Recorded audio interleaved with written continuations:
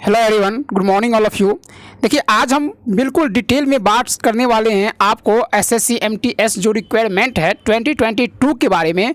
सारा इसमें detail analysis करेंगे कि एमटीएस में आपको किस तरीके से जो है कौन से कैंडिडेट्स फॉर्म भर सकते हैं, उसमें कितना आपको एज रिलैक्सेशन मिलेगा, कौन कैंडिडेट्स जो है इसमें फॉर्म जो है आप नहीं डाल सकते हैं, कितने एज तक के आपका डेट ऑफ बर्थ क्या होना चाहिए, इसके जो हम सिलेबस के बारे में बात करेंगे। और वीडियो के लास्ट तक आप बिल्कुल बने रहिएगा। इसमें एक नया रिक्वायरमेंट जो है जोड़ दिया है हवलदार भर्ती का। जो रिक्वायरमेंट पहले जो है ये सीबीएन के तहत और सीबीआईसी के तहत ये रिक्वायरमेंट अलग से निकालती थी। पहले एसएससी जो है ये रिक्वायरमेंट ये हवलदार के पोस्ट के लिए एसएससी जो है इसका रिक्वायरमेंट जारी नहीं करती थी। बट इस बार जो है एमटीएस के तहत ही जो है 3600 के अप्रॉक्सीमेट बहुत ज़्यादा वैकेंसी हुआ, ये जो है इसमें इंक्लूड किया गया है। तो ये हवलदार की भर्ती को एमटीएस के अंदर क्यों इसमें इंक्लूड किया है, ये सारे बातें हम जानेंगे। तो वीडियो के आप अंत तक बने रहिए। और यदि अभी आपने इस चैनल को सब्सक्राइब नहीं किया है तो सब्सक्राइब कर ले, क्योंकि इस तरह के जो क्वेरीज होते हैं आपको इस चैनल पर देखने को मिलेगा। चलिए बात करते हैं। सबसे पहले हम बात कर लेते हैं ये जो आपका जो रिक्वायरमेंट है एमटीएस को लेकर, जो हर साल आता है वैकेंसी, आपको 2020 में भी आई थी, 2021 में, और ये जो रिक्वायरमेंट है ये 2022 के लिए आपका रिक्वायरमेंट है। तो सबसे पहले देख लीजिए कि आपको इस पर हम एक वीडियो भी पहले बना चुके हैं, फिर आज हम डिटेल में एनालिसिस कर लेते हैं। तो ये आपको दिया गया नॉन टेक्नीशियन और ये दिया हवलदार, ये दोनों वैकेंसी जो है आपको इसमें देखने को मिलेगा। तो ये हवलदार की वैकेंसी को हम बाद में चर्चा करेंगे, उसका सारा डिटेल बाद में आपको बताएंगे। बट यहाँ पर देख लीजिए ये दोनों के लिए जो फॉर्म भरने का जो तरीका है वह एक ही है और आप जो है एक ही फॉर्म भरेंगे। लेकिन आप कौन सा एज है तो आप इस फॉर्म को भर सकते हैं या फिर नहीं भर सकते हैं, इसमें आपको ये बहुत मायने रखेगा। तो चलिए बात करते हैं। सबसे फर्स्ट ऑफ ऑल इसमें आप ये देखेंगे कि डेट जो है आपका एप्लीकेशन जो है ये अब 22 तारीख से ये डाल दिया गया है। आप 22 मार्च से लेकर और ये 30 अप्रैल तक आप जो है इस फॉर्म को फिलअप कर सकते हैं और लास्ट डेट इसका रहेगा 30 अप्रैल तक। ठीक है भाई। और इसमें आपको ये देखना है कि आप जो है इसमें चालान के माध्यम से भी पेमेंट कर सकते हैं। ये भी दिया हुआ है कि payment through challan during working hour of bank. ठीक है। तो ये आपको 4-5 माने 4 मई तक कर सकते हैं। ठीक बात। इसके बाद आपको इसमें करेक्शन का जो है आपको डेट दिया गया है। पहले एसएससी जो है करेक्शन वाली बात, पहले इसमें कोई भी लिंक एक्टिवेट नहीं करती थी। अगर आपका फॉर्म किसी कारणवश अगर कोई चीज़ गलत भर दिए हैं तो पहले ऐसा प्रावधान नहीं था कि आप इसमें करेक्शन कर पाए और आपका जो है फॉर्म रिजेक्ट हो जाता था, जिसके कारण आपका एडमिट कार्ड जो है बन के नहीं आती थी। बट अब ऐसा बात नहीं है, अब इसमें करेक्शन के लिए भी टाइम दिया गया है। तो करेक्शन का जो टाइम दिया गया है ये दिया गया है 5 तारीख से लेकर 9 तारीख तक, बिल्कुल 5 दिन का समय दिया गया है फॉर्म भरने के बाद, जो आपको मई में स्टार्ट होगा। ठीक है। तो आप ये याद रखेंगे कि फॉर्म भरने वक्त जो है आप कोई गलती ना करें, क्योंकि ये करेक्शन जब आप कीजिएगा तो उसके लिए आपको चार्ज देना होगा करेक्शन का। ठीक है। जो भी चार्ज करेगी एसएससी आपको ये चार्ज चुकाना होगा। तो ये गलती ना करे तो ही ठीक है। चलिए और आगे बात करते हैं आपका एग्ज़ाम्स कब कंडक्ट करवाया जाएगा। तो ये आपका एग्ज़ाम जो है जुलाई माह में आपको कंडक्ट करवा लिया जाएगा। ठीक है। और इसमें पेपर 2 जो है इसमें भी नोटिस में जारी नहीं किया है कब होगा, लेकिन आप ऐसा मानिए कि आपका जो है ये एग्ज़ाम लास्ट 5 से 6 माह बाद ही होता है।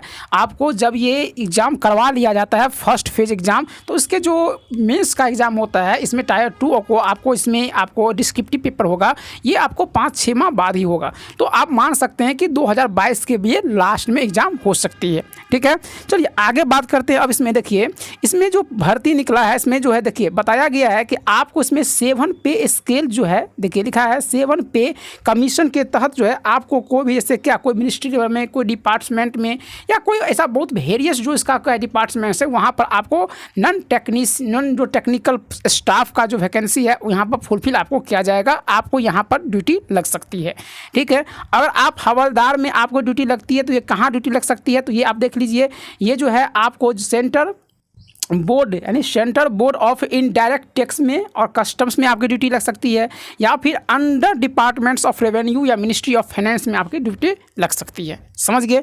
चलिए अब बात करते हैं वैकेंसी के बारे में। जो वैकेंसी जो है इस बार जो MTS में नॉन टेक्निकल में कितना वैकेंसी है ये अभी जारी नहीं किया है SSC ने, तो ये अभी फिलहाल कुछ भी इसी के बारे में नहीं कहा सकता है। लेकिन हवलदार की जो वैकेंसी है जो पहले CBIC और CBN के तहत जो आती है, इसमें आपको 3603 वैकेंसी जो है ये शो कर रहा है अभी।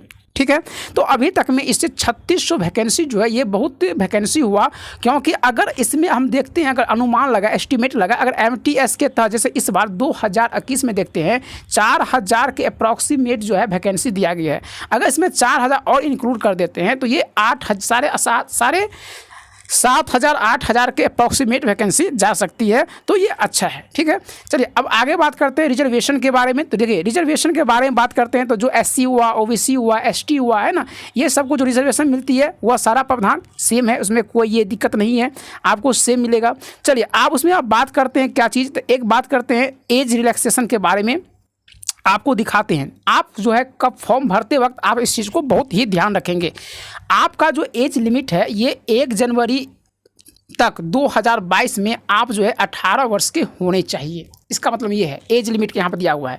ठीक है, और देखिए इसमें जो है 2 तरह के फॉर्म जो है फिलअप होते हैं। एक होते हैं 18 से 25 वर्ष के लिए, ऐसे कैंडिडेट सेलेक्ट किए जाएंगे जिसका जो जन्म हुआ है ये 2 जनवरी 1997 से पहले नहीं हुआ है और इसके बाद नहीं हुआ है। बात समझ गए। तो इस चीज़ को आप याद रखेंगे तो आप इस कैटेगरी के अंतर्गत जो है काउंट किए जाएंगे।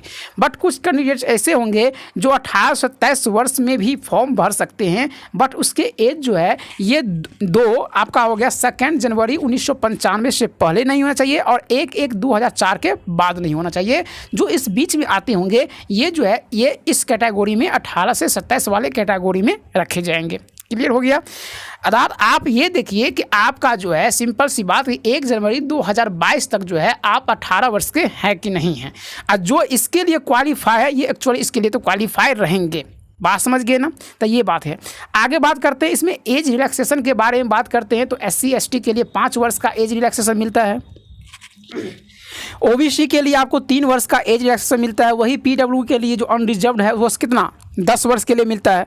तो ये सब आप जानते ही होंगे। एक्स सर्विसमैन के लिए जो है ये आपको 3 इयर्स आफ्टर एजुकेशन में जो है अगर वो मिलिट्री सर्विस रिक्वायरमेंट करता है तो यहाँ पर उसको एज रिलैक्सेशन मिल सकती है। तो ये सारी बातें इसमें दिया गया है। चलिए और आगे इसमें अगर हम देखते हैं तो इसमें और हम बात कर लेते हैं उसके कुछ सिलेबस के बारे में बात करेंगे। चलिए सिलेबस को देखते हैं कि इसमें सिलेबस क्या क्या है। ठीक है, इसमें ये दिया गया एजुकेशन, हाँ देखिए ये देख लीजिए आपकी जो क्वालिफिकेशन कितना होना चाहिए, तो आप मैट्रिक पास होने चाहिए। कब तक ये दिया गया आपको 30 अप्रैल 2022 तक। अगर आप मैट्रिक अगर क्या करते हैं मैट्रिकुलेशन जो है एग्जाम्स या इसके इक्विवेलेंट को भी रिकॉग्नाइज जो बोर्ड है अगर आप यहाँ से जो है पास हैं, अगर यहाँ से आप क्या पास और कर जाते हैं तो आप इस फॉर्म को डाल सकते हैं, क्योंकि ये 10th लेवल का ही फॉर्म है। बात समझ गए। तो ये हो गया एक बात। और इससे आगे बढ़ जाइए तो इसको अप्लाई करने के लिए आपको इस लिंक पर जाना होगा या फिर आप साइबर से भी आप उसको अप्लाई कर सकते हैं। एप्लीकेशन फ़ी के बारे में बात करेंगे तो इसके फ़ी ओनली फॉर 100 रुपया है ना। और इसमें जो है जो भी कैंडिडेट्स होंगे जैसे ओमेन होंगे चाहे ना जो भी महिला कैंडिडेट्स है उसके लिए बिल्कुल ये फ्री है, चाहे वो SC हो ST हो है ना, PWD से हो, तो ये सब क्या है इसके लिए जो है 1 भी रुपया लगने वाले ये एग्जेम्प्टेड है। ठीक है, छूट है उस सब के लिए। बात समझ गए। तो ये हो गया। आप UPI के माध्यम से भी इसका पेमेंट कर सकते हैं, ये सब दिया हुआ है। चलिए आगे से बात कर लीजिए। आपको बात करना है पड़ेगा कि आप सेंटर जो है आप अपना नज़दीकी जो आपका शहर होगा आप यहाँ पर सेंटर चूज कर सकते हैं। जैसे यहाँ पर ये दिया गया है सेंटर कोड दिया गया है, तो आप जैसे भागलपुर मुजफ्फरपुर जिसका जो सेंटर है CR रीजन के लिए दिया है या ईस्ट रीजन के लिए दिया गया, ऐसे सारे रीजन का ये दिया गया, तो आप यहाँ से इस चीज़ को सेलेक्ट कर सकते हैं। ठीक है, ये तो पुराने कैंडिडेट सब जानते होंगे, लेकिन ये न्यू कैंडिडेट्स के लिए जो पहली बार वीडियो देख रहे हैं या पहली बार जो SSC का फॉर्म डालेंगे तो ये सारे सोच के डालेंगे, इसीलिए मैं सारा चीज़ बता रहा हूँ। अब इसमें बात करें सिलेबस के बारे में। देखिए उसके सिलेबस जो होते हैं और इसके टाइम जो ड्यूरेशन होते हैं एग्जाम्स के, बहुत ही बेहतरीन तरीके से इसको सजाया गया है। इसमें 4 तरह के आपके जो पेपर देखने को मिलेगा। सबसे पहले बात, इसमें जनरल इंग्लिश आपको 25 क्वेश्चन देखने को मिलेगा और ये 25 नंबर का देखने का मिलेगा, ठीक है। तो 25 क्वेश्चन और 25 नंबर। इसी प्रकार से आपको रीजनिंग देखने को मिलेगी 25 क्वेश्चन 25 नंबर का। मैथ्स देखने को मिलेगा, न्यूमेरिकल एप्टीट्यूड 25 नंबर 25 क्वेश्चन मिलेगा आपको, और पर क्वेश्चन 1 नंबर आपको इसमें दिया गया है। और जनरल अवेयरनेस जो है इसमें भी आपको 25 क्वेश्चन देखने को मिलेगा, 25 नंबर को मिलेगा। बात समझ गए। लेकिन टाइम ड्यूरेशन का बात किया जाए तो ये 10th लेवल के फॉर्म है। इसमें ऐसे बच्चे भी पार्टिसिपेट होते हैं जो सिर्फ 10th पास किए हैं और ये इस फॉर्म के लिए भरने के लिए जो है इस पोस्ट के लिए एलिजिबल है। इसीलिए इस चीज़ को ध्यान में रखते हुए उसका जो है 90 मिनट माने 1.5 घंटा का समय आपको मिलेगा, 1 घंटा 30 मिनट का समय मिलेगा। ऐसे कैंडिडेट्स जो होते हैं जो माने क्या, अगर कहे हुए ऐसे कैंडिडेट्स जो का अगर इस माने कोई अगर हैंडीकैप्ड है या कुछ ऐसे हैं तो उसके लिए जो है 2 घंटे का समय मिलता है, 120 मिनट। बात समझ गए। तो ये बात हो गई। यहाँ से आपको जो है इसमें देखिए एक को पर क्वेश्चन जो है आपको 1 मार्क दिया जाएगा, और जब आप गलत करते हैं तो पर क्वेश्चन पर आपको 0.25 मार्क जो है काट लिया जाएगा। तो आप यहाँ से समझ सकते हैं क्या ये जो है एग्ज़ाम्स का बहुत कम कटअप जाता है, अधिक जाता है, तो ऐसा कुछ भी नहीं है। उसका कभी भी MTS का कटअप जो है बहुत हाई जाता है, ऊंच जाता है।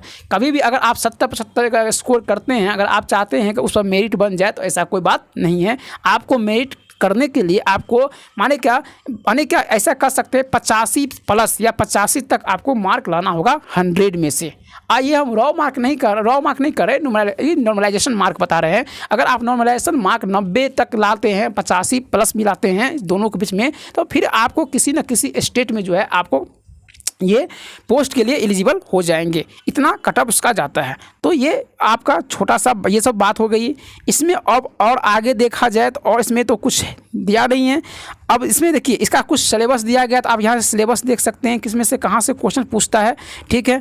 तो ये हुआ। इसमें बताया गया है कि भाई इसमें फिजिकल जो है आपको PET भी होगा, इससे वॉकिंग होगा। तो ये एक बहुत ही नॉर्मली होता है। इसमें फिजिकल जो टेस्ट होता है आपका, जो एफिशिएंसी आपको देखी जाएगी, आपकी कैपेसिटी को मापा जाएगा कि आपको वॉकिंग करना होगा 1600 मीटर करना होगा, वो भी 15 मिनट में। तो बहुत ही ईजी है ना। अगर आप फीमेल है कोई तो 1 किलोमीटर आपको 20 मिनट में जाना होगा, समझ गए। साइकिलिंग होगा तो 8 किलोमीटर आपको 30 मिनट में जाना होगा, और 3 किलोमीटर आपको 25 मिनट में जाना होगा अगर आप फीमेल है तो ये आपका कुछ जो है ये PET होती है, जो बहुत ही क्या कॉमन है, समान है, ये जो एक समान व्यक्ति भी कर सकते हैं, ठीक है। तो ये सब एक छोटा सा दिया गया, इसका कोई ये नहीं है, ठीक ना। इसके लिए कोई इसको माने छट नहीं जाता है, इसके लिए ये सब एक छोटा। इसके बाद आपका जो DV होगा, तो देखिए DV बहुत इंपॉर्टेंट्स होते हैं। कितने बच्चे जो है ये नहीं समझ पाते हैं कि DV जो होता है आपको जो डॉक्यूमेंट वेरिफिकेशन होगा, तो इसमें कौन कौन से आपको चाहिए पेपर होना चाहिए, आपके पास कौन कौन सा डॉक्यूमेंट होना चाहिए। तो इस पर एक हमने वीडियो बनाया है CHSL को लेकर, जो 2019 का अभी जो डॉक्यूमेंट वेरिफिकेशन चल रहा है उसके ऊपर हमने एक वीडियो बनाया है। सेम प्रोसेस ये MTS का भी है और सेम प्रोसेस क्या है CGL का भी है। तो आप ये वीडियो आप यहाँ से जाकर देखिए, आपको हम डिस्क्रिप्शन में इसका लिंक डाल देंगे। आप यहाँ से इस वीडियो को क्लिक कीजिए और सारा जानकारी आप यहाँ से भी ले सकते हैं। ऐसे ही हम CHSL के लिए ऊपर बनाए हैं, बट ये MTS और CGL के लिए सेम प्रोसेस होता है SSC में। बात समझ गए। सबसे पहले इसमें ये सबसे ज़्यादा मायने रखता है कि इसमें जो आप किस कास्ट जो शेड्यूल होता है कि आप किस कास्ट के अंतर्गत आते हैं, किस कैटेगरी में आते हैं। EBC 1 जैसे OBC है तो OBC का जैसे इसका आप OBC का सर्टिफिकेट देखने देंगे, तो ये कब तक का बना होना चाहिए। तो जो फॉर्म जो फिलअप होता है उसका जो लास्ट डेट जो फिलअप होने का होता है उससे पहले का डेट का होना चाहिए आपके पास OBC। तो ये बात आपको याद रखना होगा, ठीक है। चलिए ये बात सब इसमें दिया गया है, छोटी बातें। और आगे बढ़ जाते हैं। तो अब हम बात करेंगे किसके बारे में, तो इसमें आपको पोस्ट प्रेफरेंस जो है आपको फॉर्म मिलेगा जब आपका ये लास्ट प्रक्रिया आएगी। तो ये सब लास्ट इसके ऊपर हम वीडियो आपको बना देंगे, ठीक है। ये सब लास्ट प्रक्रिया की बातें हैं। अब हम बात करते हैं किसके बारे में, तो ये हवलदार रिक्वायरमेंट के बारे में कि किस स्टेट में कितना वैकेंसी है, आपको कहाँ से कैसे करना चाहिए, ठीक है। आपको पूरा डिटेल में दिया गया है कि details of vacancy havildar in CBIC और CBN के लिए। अगर आप ये देखेंगे तो इसमें आप गौर से देखिए कि आपको किस स्टेट में, इसको हम कुछ बड़ा कर रहे हैं, देखिए, ठीक है, दिखाई दे रहा है। देखिए जैसे बेंगलोर हो गया, भोपाल हो गया, भुवनेश्वर हो गया, चंडीगढ़ हो गया, चेन्नई हो गया, त्रिवेंद्रपुरम हो गया, दिल्ली हो गया। तो आप इसमें ये देख सकते हैं कि किस कैटेगरी में कितने कितने सीटें जो है किस स्टेट से दिया गया है, ठीक है। तो आप इस चीज़ को जो है ये आपको काम आएगा कब, तो जब आपका स्टेट प्रेफरेंस मांगा जाएगा, तो ये एक लास्ट प्रक्रिया होती है। तो इस चीज़ को जो है आप समझ के उस समय जो है आप इसमें जो आपका पोस्ट प्रेफरेंस वाला जो फॉर्म मिलेगा, जब आपका मेरिट बन जाएगी, आपकी जो ज्वाइनिंग आ जाएगी, इसके बाद जो फॉर्म मिलेगा तो वहाँ पर ये चीज़ देख के आपको डालना होगा कि हमें कौन सा स्टेट जो है प्रेफर करना चाहिए, हमारे लिए कौन सा स्टेट जो है ठीक रहेगा।